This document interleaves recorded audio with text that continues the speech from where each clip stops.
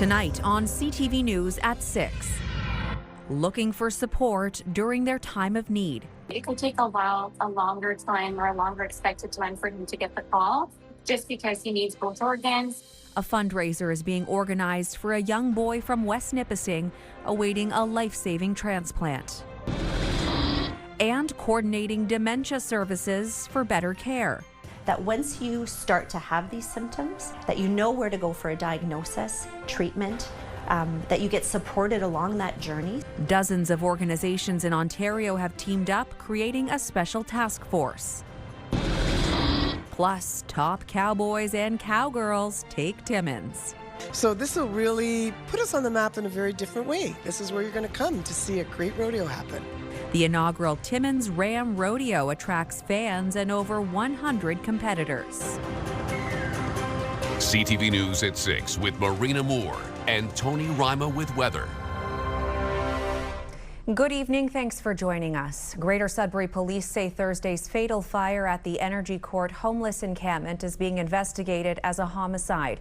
Police have determined several people were seen fleeing the two tents immediately after the fire broke out around 3:30 yesterday morning. A 41-year-old man was found dead in one of the tents after the fire had been extinguished.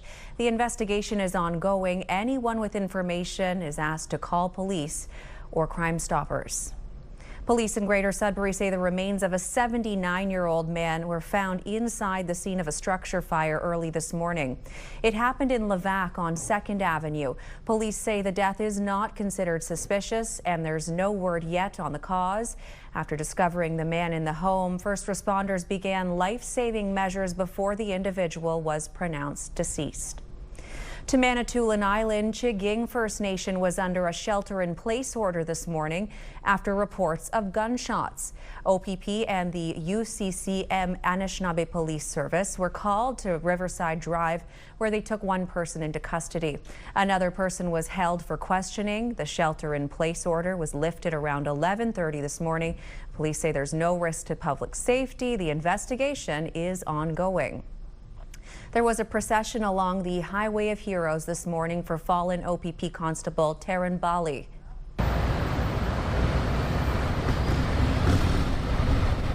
Around 10 this morning, emergency services and civilians alike lined overpasses along highways 401 and 400 between Ontario's Chief Coroner's Office and a funeral home in Thornhill. The 29-year-old was killed Tuesday in the Northern Ontario community of Hearst when he was struck by a vehicle while trying to stop the driver who had escaped from hospital. 18-year-old Justin Verino has been charged with first-degree murder. It feels heavy, but we sincerely appreciate the support that has been shown by members of the community, our other police services that are here, first responders. It goes a long way in helping us as we grieve and mourn the loss. Bali served with the OPP for 2.5 years. The police service says funeral arrangements will be shared as they become available. To the Sault Ste. Marie area now, where the dispensary in Garden River First Nation has closed its doors while police investigate 2 overdoses. One person died and another was hospitalized in 2 separate incidents in the First Nation. In both incidents, young people had smoked cannabis from a bong. Little Green Garden posted on social media saying, "It has come to our attention that cannabis purchased from Little Green Garden was present at both incidents. Out of an abundance of caution and at the request of Anishinaabe Police Service, we have temporarily closed the store while the cause of these overdoses is investigated." The dispensary went on to say their hearts are with the families and loved ones of those affected. The trial in the 2020 stabbing death of 19-year-old Samuel Graham Jr. was back in court today in Sault Ste. Marie. CTV's Corey Nordstrom was on hand for closing submissions as the trial now awaits a judge's sentencing decision. Crown and defense were far apart as today saw the final submissions before a sentence is imposed on Montana Lewis. The severity of the manslaughter case was questioned, with Lewis's attorney seeking a sentence equivalence of time served, with the Crown believing a 13 to 15 year sentence would be appropriate. Montana Lewis spent just under 5 years behind bars for his role in the 2020 stabbing death of Samuel Graham Jr., the remainder under house arrest. Each lawyer argued the weight that should be considered for harsh jail conditions, pretrial bail conditions, and Gladue factors, which could see his time served equal a 9-year sentence. Both considered aggravating factors, as Crown lawyers stated this was close to a murder charge with a high culpability. The defense highlighted the clean prior record of the now 23-year-old, reading letters of support from those who've seen his growth in recent years. The matter is now adjourned to July 15th to set a date for sentencing. Some of the final words at today's proceedings were spoken by Montana Lewis. He addressed the parents and others close to the late Samuel Graham Jr., stating that he is sorry for the pain and suffering he has caused to all involved. During yesterday's victim impact statements, both parents said they could never forgive their son's killer for the hole he has left in their family. Corey Nordstrom, CTV News, Sault Ste. Marie. Time now for our first check on weather, and it looks like we may have to spend some time indoors this weekend. With the details, we go to CTV's Tony Rima.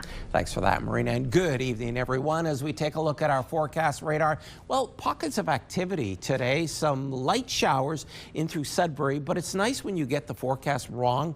All those predictions about thunderstorms didn't really materialize, and then after, you get a little bit of sunshine. However, as we take a look at our forecast radar, sit tight because more rain is on the way.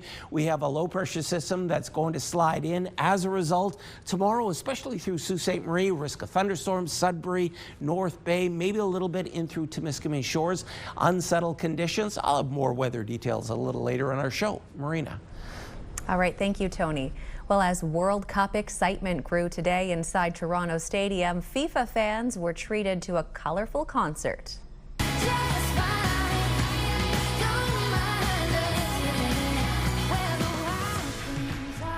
Local performer Alessia Cara was among the performers who spanned various cultures and put on a show, accompanied by dancers and artistic representations of Canada. Canadian actor and comedian Will Arnett addressed the crowd before kickoff with an extra Canadian touch. It is our honor with a U to welcome you. Arnett introduced the parade of flags from each competing country, and we'll have more FIFA reaction from local fans coming up later in the show, so stay tuned for that. Also, still to come on CTV News at 6. Growing season is here, but some local farmers are facing a challenging time. We'll tell you why. And Nipissing University will soon offer a community planning program.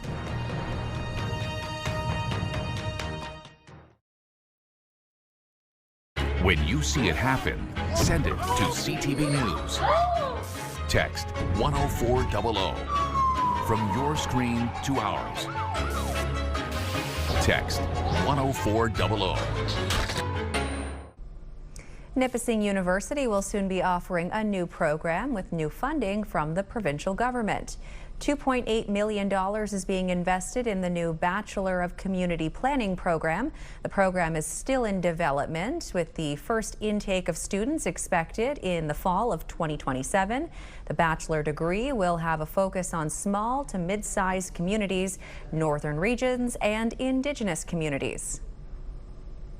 Years ago, Ian Kilgore of the city of North Bay came to me with an idea for a program that would serve all of these purposes, and it was based in many of the academic strengths that Nipissing University already has. Students in this program will also have access to the Experiential Learning Center, an innovative lab space where they will get the hands-on experience with cutting-edge tools and industry partners to hit the ground running in their future planning careers.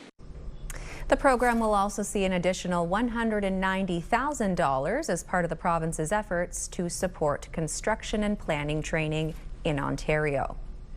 This growing season has proved to be a challenging one for farmers across the region and across the province due to geopolitical tensions and a delayed spring. CTV's Amanda Hicks has reaction. It's a busy time of year at Valley Growers, Northern Ontario's largest potato farm, which has been in business for 45 years. However, owner Justin Gaudette says it hasn't been a strong start to the season. With our big snowfall we got in April, that 2 feet of snow definitely put us back a little bit. So it was a wet, cold spring. We are probably 7 days behind our typical planting start date. Gaudette says his fertilizer costs have risen 10%. To combat this, he says he is using high-tech soil mapping to avoid wasting any nutrients. Northern Ontario Farm Innovation Alliance says it's a struggle being felt across the region, adding that unpredictable weather is keeping growers on edge and local challenges are colliding with global politics. I always tell people this gives us all the practice we need to go to Vegas. As we become really good at gambling. Now we're getting hit with higher fuel prices. And it's not just the price of fertilizer, it's whether or not it'll be here when we need it. According to the Grain Farmers of Ontario, the cost of essential crop fertilizer has jumped by an extra $100 a ton because of geopolitics. District Director Jason Seed says tariffs on Russian imports and shipping conflicts in the Middle East are punishing local growers. There was an FCC study done on the tariff that we have on Russian fertilizer imports right now costs us about $100 a ton. But in the end of the day, the only thing that tariff is really affecting is Eastern Ontario farmers. And we're take a big chunk out of the fertilizer world market as it's already getting rather small because of the Strait of Hormuz issues. Back at the farm, Gaudette is keeping his eyes on the horizon and is encouraging the community to continue to buy local. In farming, you never really know. It's like you just, whatever Mother Nature sends at you, that's what you take. Amanda Hicks, CTV News, Blizzard Valley. Well, the rain we've experienced lately has helped lift several open-air burning bans across the region this week. And today, the city of Greater Sudbury lifted the fire ban that was declared June 6th. Officials say it's important still to be safe and cautious around any outdoor fires. Never leave a fire unattended and always have a way to extinguish it close by. And if you're wondering, the Timmins 9 fire in the Gogama area is seeing no change today. Rain over the weekend should continue to help. With more of those details and how much rain is expected, we go to CTV's Tony Rima for a check on weather. Thanks very much, Marina. Well, weather amounts when it comes to rainfall, it all depends upon where you live. We're going to take a look now at our current temperatures, and it's 22 degrees in through Timmins, Cochrane also 22, Moosonee, same temperature, sun and cloud for Kapuskasing, so the rain comes and then it goes. Pretty nice in through Chapleau, 19 degrees. Same temperature for Wawa. Sault Ste. Marie, overcast. Also some light rain, 17 degrees. Parry Sound, a mix of sun and cloud, 19 as we head north. Let's take a look at North Bay. Sun, cloud, Temiskaming Shores, still on the warm side, 24, 22. And sun and cloud mix in through Kirkland Lake. And for Greater Sudbury, 22 degrees, same temperature for Espanola, Elliott Lake, and Gore Bay, plenty of sunshine. So you're probably wondering, if you have a dog, what is it going to be like in Sudbury tomorrow? This picture was sent in by Eva, and it's a shot of her pup Gia. Tomorrow morning, 16 degrees, not all that bad. Might need a rain jacket at 10, 19, and then the temperature slowly ticks up, but it shouldn't get too warm tomorrow. More weather details later in the show. Marina. Thanks for that, Tony. Next on CTV News at 6. We check in as Prime Minister Mark Carney is in France ahead of the G7 Leaders Summit. And what Canadians think of the federal government's proposed social media ban for kids.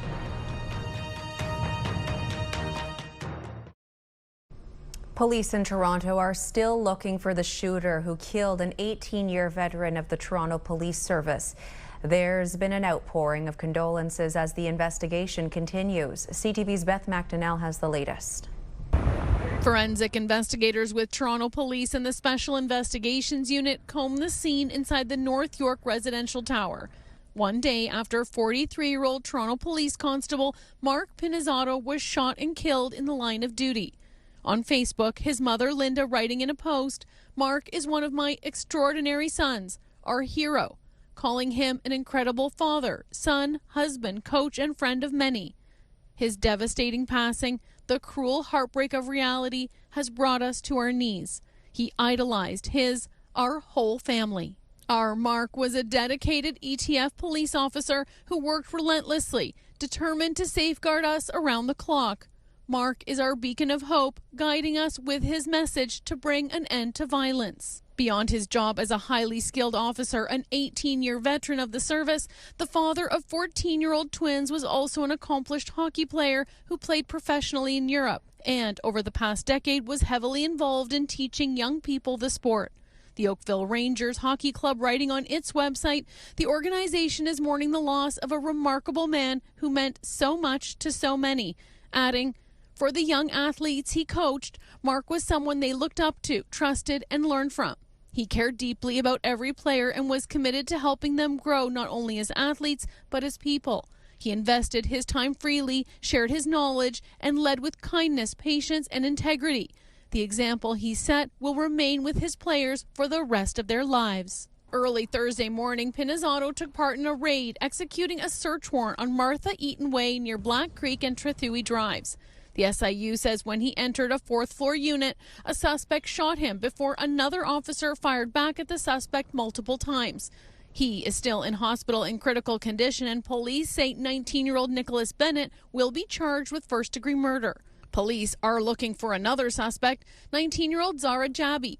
Officers have linked him to the larger investigation that brought officers to the building, which they say is connected to the shooting at the U.S. consulate. Destin Bujang with the Black Creek Youth Initiative says he works with families who recognize Jabi. He's a 19-year-old in the community like any other 19-year-old. He's a normal young man who rides a bicycle and plays with his friends. They say we went to school with him. We have seen him around, and it's scary if your classmate that you went to school with was on the headlines. He says condolences go out to Pinizzato's colleagues and loved ones. Bujang also says it's important to ask how the community got to this point because there is a huge gap in access to resources and opportunities. Since the raid, he says people here are experiencing a range of emotions, from fear to sadness and confusion. And the priority now is to make sure young people feel seen and have trauma-sensitive spaces to express themselves. Beth McDonnell, CTV News. Prime Minister Mark Carney is overseas again, first to meet with French President Emmanuel Macron for a crucial meeting ahead of the G7 next week, hosted by France. CTV's Mike LeCouture is traveling with the Prime Minister in Paris. Prime Minister Mark Carney and President Emmanuel Macron were looking for areas of agreement ahead of the G7 summit in France. As Carney moves Canada closer to the European Union, the two leaders agreed to more collaboration on artificial intelligence and safe social media. I would like to commend you, President Macron, for the decisive action that you are taking to protect children online. And the two leaders agreed to do more on intelligence sharing. They're also both using strong language when describing the geopolitical instability. Nous constatons que l'ordre international est fragmenté. We note that the international world order is fragmented, says Macron, an echo of Carney's speech in Davos, where the Prime Minister called on middle powers to work together as the world's hegemonies become more aggressive. Now, Canadian officials who briefed reporters ahead of the G7 summit warned it could be difficult to get consensus on issues like a critical mineral value chain or government intervention against online harms. The presence of Donald Trump is something that always leads to possible controversies. Will people get actual FaceTime, including our Prime Minister, with Donald Trump? Now, Carney and Trump will have some FaceTime, but it's unclear if it'll be a full sit-down meeting. While getting a consensus could be difficult among the seven leaders, Carney doesn't think the group is fracturing. I mean, there will be some issues where there are strongly held views by one of the G7 partners that, are more extreme than others. And I'm not saying just one. I mean, each of us may have examples of that. In French, Prime Minister Carney was even more specific, saying he doesn't believe it'll turn into the G6 plus the U.S., a statement that could be tested at next week's Leaders Summit in the French Alps. Mike LeCouture, CTV News, Paris. Children and parents in this country are torn on the federal government's proposed social media ban for anyone under the age of 16. The feds say the ban will protect children, but at least one social media expert argues it won't be effective. CTV's Miriam Valdez-Carletti has more. Scrolling through social media could become a thing of the past for Canadians under the age of 16. I feel like it's a little excessive. I think social media is like an outlet and a way to connect for teenagers. That's how a lot of people express themselves. Earlier this week, the federal government introduced Bill C-34. It would prevent kids under 16 from accessing social media. It also includes measures to lower the risk of chatbots sending harmful content. We should not ban social media because some social media are good for others, like to communicate with parents and stuff, or to have friends. One junior high school grad believes the age limit goes too far. As a 14-year-old, I don't really need social media. It's not a need, it's a want. So I feel like it should be around 13, 12, even 14. The proposed ban doesn't include a specific way for apps to verify age, leaving questions for parents. I don't know whether it's good or bad, but something if you're forcing to the kids, they will find their own way, you know. One marketing professor at the University of Alberta says the ban likely won't work. Just saying that you're not allowed to use it anymore is going to be effective because there's no way to actually enforce it. Castello says teens can lie about their age or use a sibling's or parent's account to scroll instead. He says parents should reduce a child's screen time by creating incentives. Maybe increasing allowance if you're getting off social media, or making certain rewards contingent on getting off or reducing your time spent on social media, maybe concert tickets. Since 2024, a province-wide phone ban in classrooms has helped keep kids off social media. I think it kind of distracted them from their education also, and them seeing things that they're not supposed to see as kids, you know. The province says it will have more to say once it's completed its review of the proposed bill. It feels government policies should empower parents to have tools to protect their children. Miriam Valdez-Carletti, CTV News, Edmonton. And there's more news ahead, but first your full weather forecast with Tony Rima and everything you need to know for the weekend. Tony. Thanks for that, Marina. We are going to start with our forecast radar and pockets of activity across our broadcast region, especially through Sault Ste. Marie. A risk of thunderstorms, showers off and on for most communities over the weekend, and 5 in the afternoon in through Sault Ste. Marie. A risk of thunderstorms along with Sudbury and North Bay, and then we start to get overcast skies into Sunday, so not all that bad. Temperatures also going to drop. Sault Ste. Marie tomorrow, the rest of the northeast. You can see the cool down coming on Sunday. On our systems map, we have a low pressure system in South Dakota, cold front along with a warm front, and it's going to move through our broadcast region. Unsettled conditions. I know. Wait until you see the 7-day weather forecast. It's not very nice. The rain was supposed to stop, and it was supposed to be so much nicer on Monday. Well, I have some bad news. You got to wait for that, though. Overnight in Sudbury, partly cloudy, 13 degrees. Sault Ste. Marie, a chance of showers. A lot of rain on this board. North Bay, partly cloudy, coming in at 14. Overnight, Moosonee, this is what you could expect. Chance of shower activity in through Cappenhurst. Guess what? Rain, nice cool down for Wawa. Look at that, 8 degrees. Double digits, partly cloudy, 10 degrees for Gore Bay, and Parry Sound clearing and 13. So here's the 7-day weather forecast, starting with Sudbury Nickel Belt. Tomorrow, 23 degrees, and look at that board. I hate to say it, but there is some sunshine in there, so sun, cloud, and rain, and it's going to be soggy, a little bit more rain on Wednesday, Thursday. Friday, a week from today, it looks so much nicer, 22 degrees. For Sault Ste. Marie, Algoma, there's that cool down I was talking about, 18 degrees, a little more sunshine, sun, cloud, and rain on Sunday. Monday, beautiful sunshine, then another system rolls through and we start to get a few more showers, and that's going to persist until Friday. 18 degrees, 3 degrees below normal for this time of year. Timmins, Cochrane Cap tomorrow, sun cloud mix in through Sunday, nice cooling off period there, and then we're back to the rain with a vengeance Thursday, 18 degrees. So below seasonal, but still nice. Temiskaming Shores and Kirkland Lake. Tomorrow, sun, cloud, and a risk of thunderstorms. The cool down again comes Sunday. Temperature not all that bad, slightly below normal. One constant though, showers. Yes, that's going to continue until Friday, 21. And finally, folks, your 7-day weather forecast with North Bay, West Nipissing. Tomorrow, we have sun, cloud, and thunderstorms expected. Also some sunny breaks on Sunday, but take a look at the temperature, 22 degrees. It'll still feel on the humid side. The cool down comes on Monday and Tuesday. Well, again, the rain is going to persist, and on Friday, looks pretty good at this point. Again, I'm saying it looks at this point 21 degrees will be your daytime high. Okay, our picture of the day comes from Paul Mosher of Huron Shores, and he spotted these beautiful hooded merganser ducklings. Thanks very much, Paul. Appreciate your contribution. Hey, if you'd like to send in your weather pictures, send them to us at weather.pictures@bellmedia.ca. Heck, if you have weather videos, we'd love to see them. And I showed you the dog walking forecast across the Northeast. If you're watching, even if you're online, send us your pictures. More news still ahead. Stay tuned.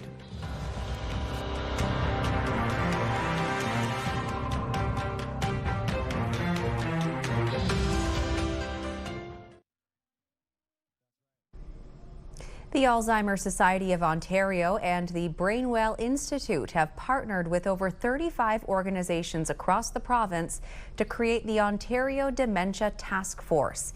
The goal is to create a dementia care coordination model. A Sudbury physician is the co-chair, and she hopes to see equitable supports across Ontario. CTV's Lindsay Alick reports.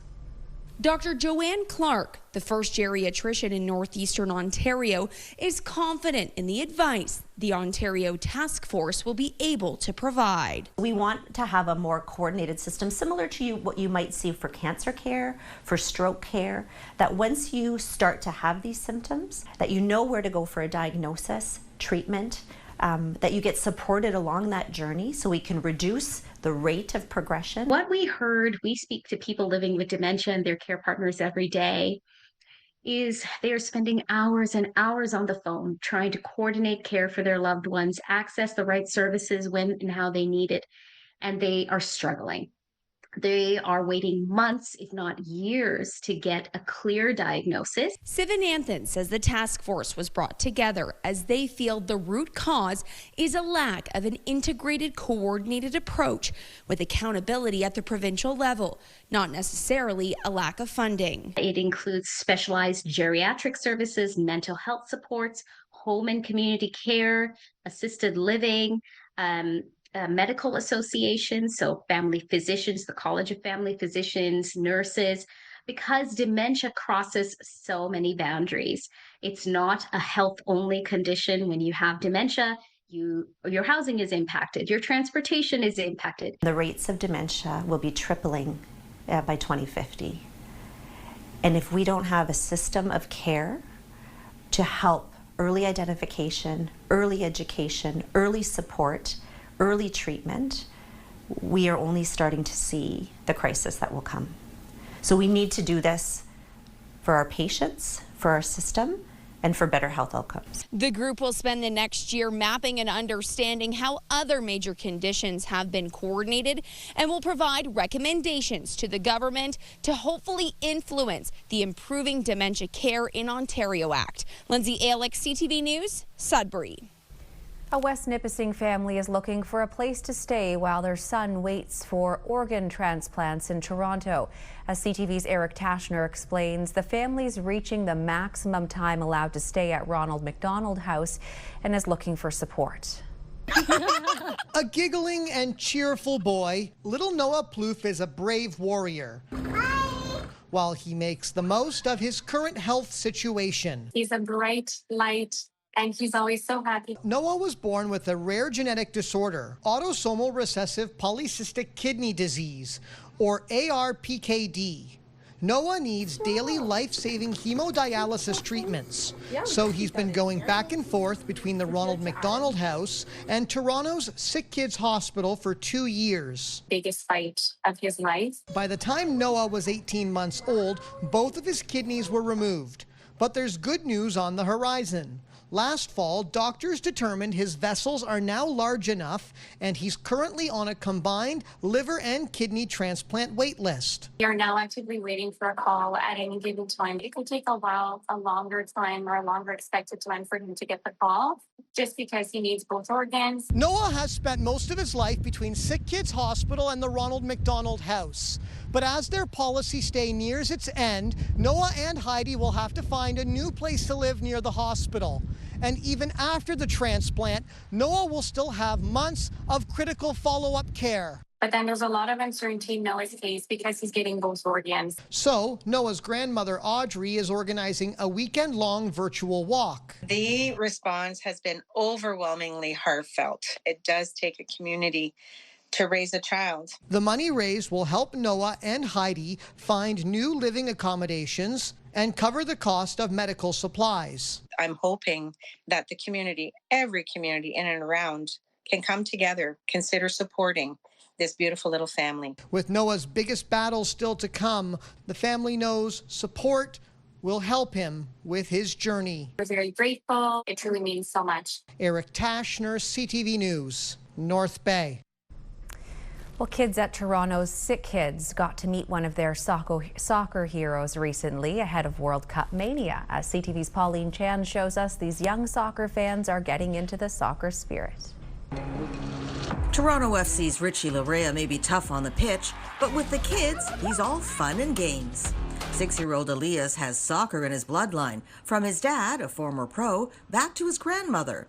But a congenital heart condition known as TAP-VD meant the little boy has had numerous surgeries since birth. So it's one of the pulmonaries that the blood flow doesn't go fully to the heart, so it doesn't pump well. Last January, he had a double lung transplant, but a few months later, he was out on the pitch with Larea and a group of young SickKids patients. It was truly special just to see after transplant, because he did have restrictions, and just to see him just kind of being normal and being with kids and running and just being outdoors was really, really special and emotional for us parents.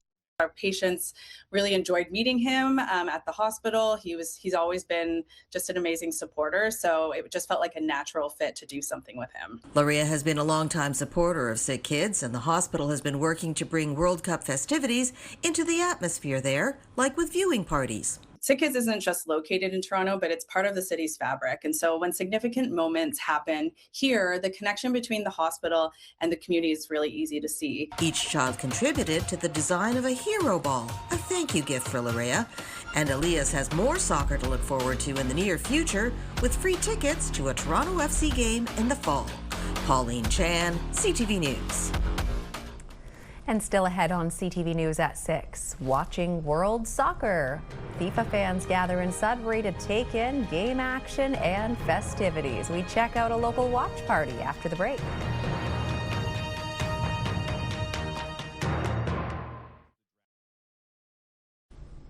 For the first time in more than 25 years, a rodeo has returned to Timmins. The inaugural Timmins Ram Rodeo has attracted competitors from across Ontario, Quebec, and the northeastern United States. CTV's Lydia Chubak reports. Okay, here we go.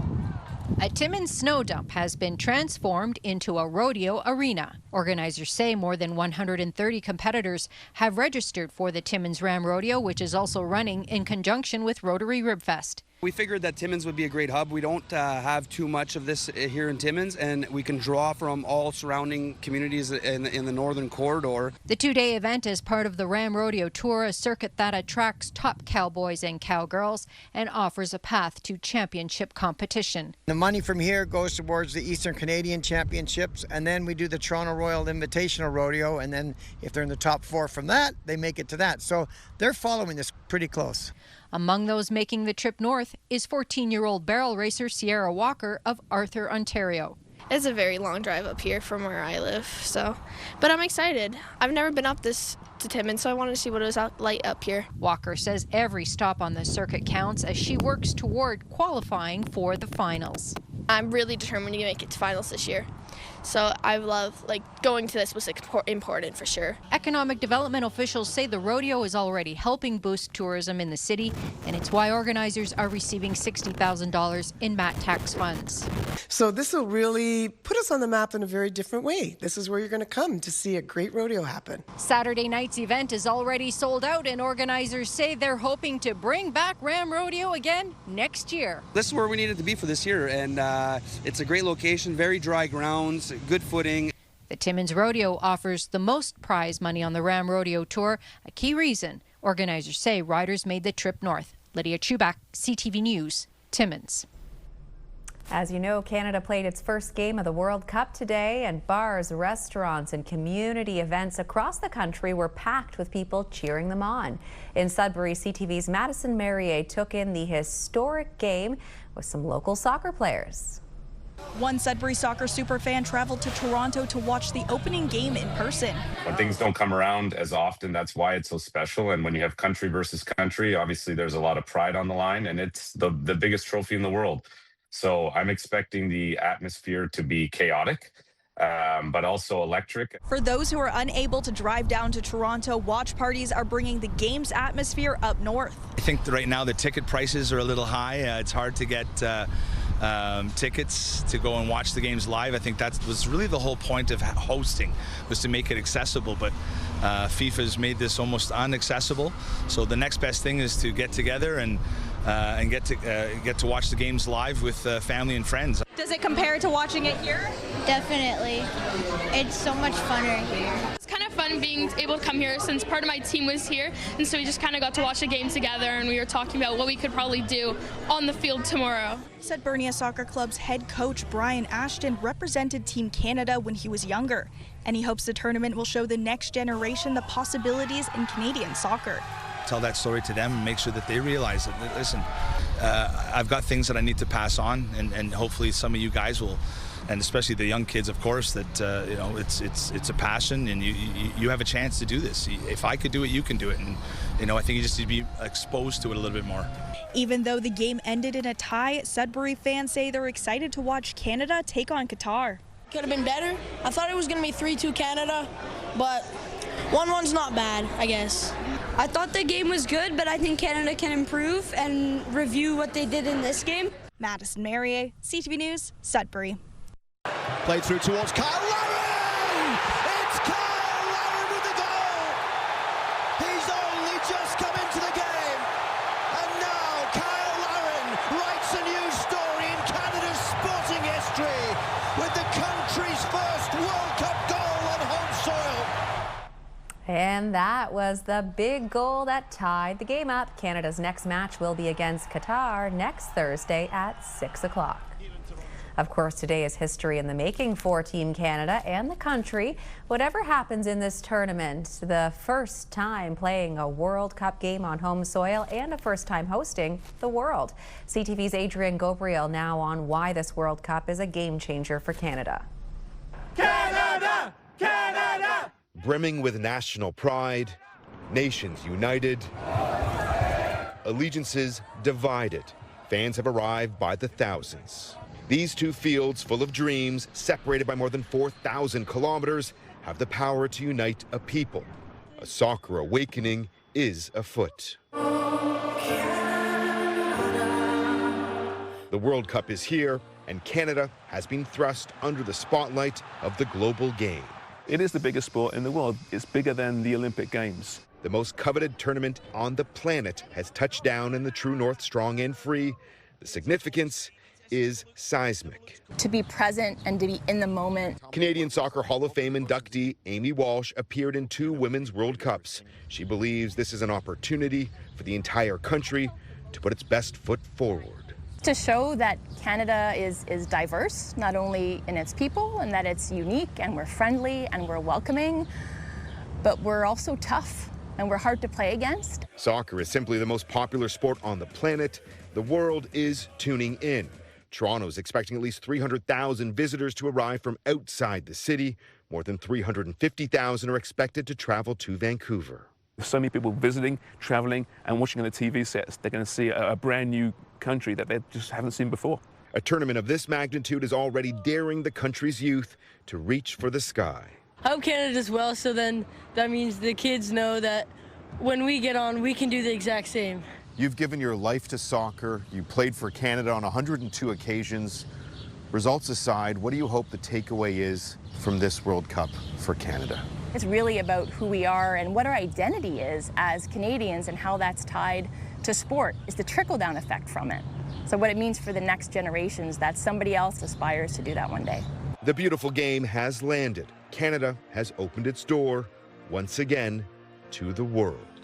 Soccer fans here and footy fanatics around the world have now set their sights on this tournament, including the 13 matches that will grace the pitch right here on Canadian soil. The hope is that the legacy will last a lifetime. Adrian Gabriel, CTV News, Toronto. In entertainment news, a special treat for ABBA fans on a big anniversary for Dancing Queen. David Daniel has that and more in tonight's Hollywood Report. We can still do this. We've been through worse. Brad Pitt plays a retired Special Forces officer who's stranded with his combat dog in the Alaskan wilderness in Heart of the Beast. The first trailer for the survival drama just dropped. Heart of the Beast lands in theaters September 25th. It's the 50th anniversary of ABBA's Dancing Queen. To mark the occasion, the group is re-releasing its biggest hit on both sparkly and classic black vinyl and remastered at Abbey Road Studios on August 14th. To become human, you must choose to abandon magic. Hanyo returns to theaters. The family favorite from Oscar winner Hayao Miyazaki about a magical goldfish who yearns to be human kicks off this year's Studio Ghibli Fest with screenings June 13th through the 17th. Locations and showtimes at fathomentertainment.com. In Hollywood, I'm David Daniel.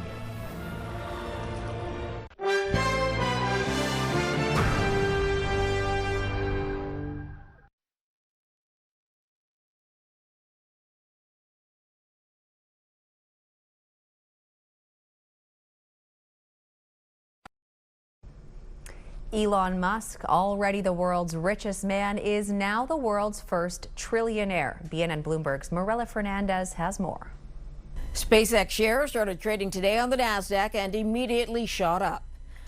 The initial public offering price was $135 US, but these shares have been in high demand and the price shot up over 30% at one point. The company has raised $75 billion, which is a new record for an IPO. SpaceX builds rockets, satellites, and also has an AI division. Elon Musk controls more than 80% of the company.